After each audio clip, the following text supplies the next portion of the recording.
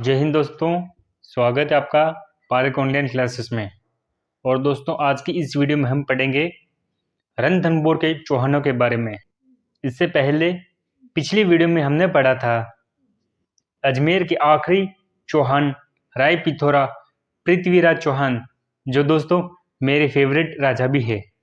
उसका दोस्तों एक और पॉइंट यहाँ पे हम ऐड कर लेते हैं।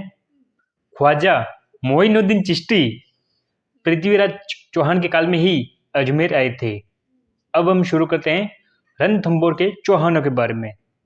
तो दोस्तों, जब पृथ्वीराज चौहान को मोहम्मद गौरी गजनी लेकर चला गया, तब मोहम्मद गौरी ने अपने गुलाम को भारत का कार्यभार सौंप कर गया था, जिसका नाम था कुतुबुद्दीन ऐबक। और इस ऐबक की अधीनता स्वीकार कर ली थी पृथ्वीराज चौहान के पुत्र गोविंद राज ने। मगर अजमेर के जो चौहानों के सामंत थे एवं सेनाई थी, इन्होंने गोविंद राज के खिलाफ बगावत कर दी और यह सब जाकर मिल गए पृथ्वीराज चौहान के भाई हरिराज चौहान के पास। और आखिरी में यह सब मिलकर अजमेर पर आक्रमण कर देते हैं, जिसमें गोविंद राज की हार हो जाती है। तब कुतुबुद्दीन ऐबक बहुत बड़ी विशाल सेना लेकर अजमेर आता है हरिराज से युद्ध करने के लिए। और इस युद्ध में हरिराज थक जाता है। जब इसे लगता है कि अब हम ऐबक के सामने नहीं टिक पाएंगे, तब हरिराज अपने कुटुंब सहित एक बात कहता है कि मैं पृथ्वीराज चौहान का भाई हूँ, मर जाऊंगा लेकिन कभी भी अधीनता स्वीकार नहीं करूंगा।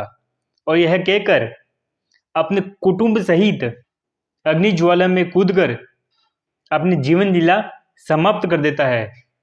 और इस युद्ध में विजय होती है ऐबक की। और फिर ऐबक ने अजमेर को अपने कब्जे में ले लिया था, लेकिन गोविंद राज को रणथंभौर की जागीर दे दी थी।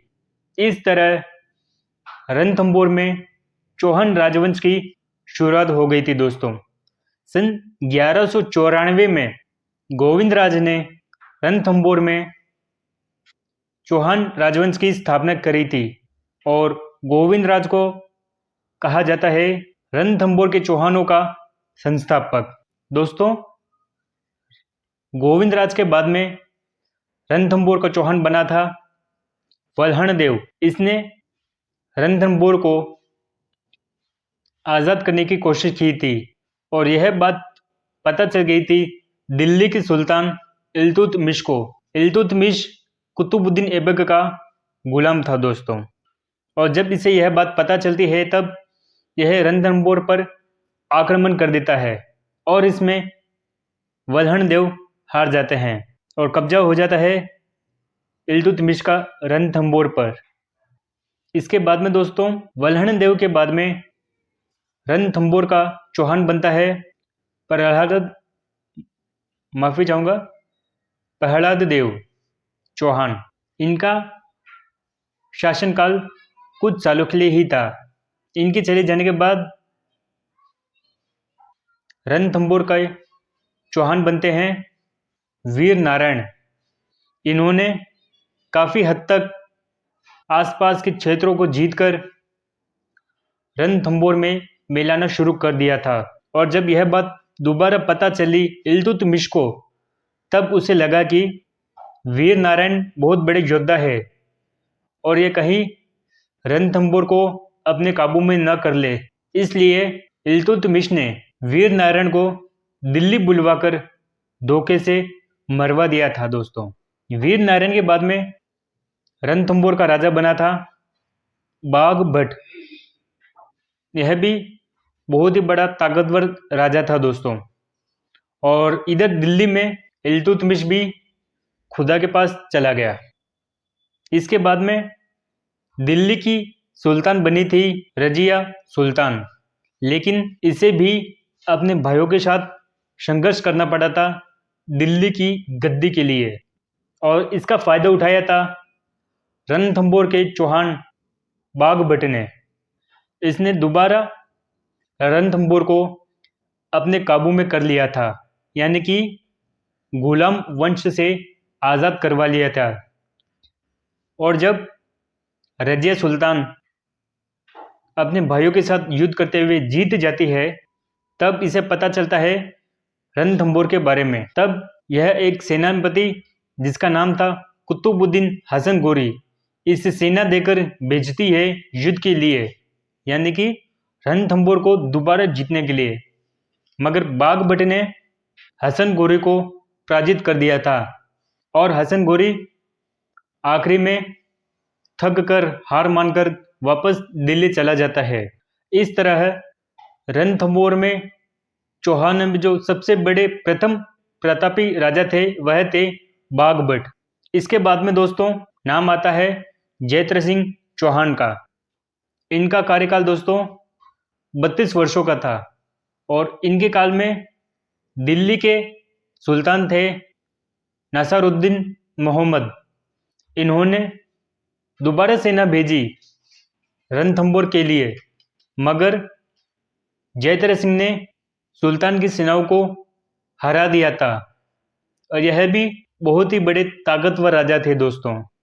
इनका कार्यकाल 32 वर्षों का था और इनके ही पुत्र थे जिनका नाम था हमीर देव चौहान, जिन्होंने जलालुद्दीन खिलजी एवं अलाउद्दीन खिलजी से युद्ध किया था। दोस्तों जयद्रथ सिंह का दूसरा नाम है जय सिम्हा और इनका कार्यकाल सन 1250 से लेकर के 1282 तक था। दोस्तों जयद्रथ सिंह के काल को शांति काल भी कहा गया है, क्योंकि इनके समय कोई बहुत बड़ा युद्ध नहीं हुआ था। इनके काल में लंबे समय तक रणथंभौर में शांति थी।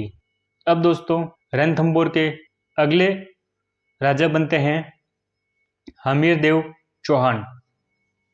इनके पिताजी का नाम जयद्रथ सिंह, माताजी का नाम हेरा दे, इनकी रानी जी का नाम था रंग दे एवं पुत्री का नाम था देवल दे या फिर पद्मा। दोस्तों इनके घोड़े का नाम था बादल एवं इनके पास 2 जोड़े थी सेनापतियों की। पहले जोड़े का नाम था धर्म सिंह एवं भीम सिंह, दूसरी जोड़ी का नाम था रणमल एवं रतिपाल। दोस्तों हमीर देव चौहान ने अपने पिताजी की याद में रणथंभौर में 32 खंभों की छतरी बनाई थी। इस छतरी का नाम था जयद्रथ सिंह की छतरी या फिर न्याय की छतरी, क्योंकि हमीर देव चौहान इस छतरी में बैठकर ही लोगों के लिए न्याय करता था। इनका कार्यकाल दोस्तों 1282 से लेकर के 1301 तक था। सो फ्रेंड्स आज के वीडियो में इतना ही।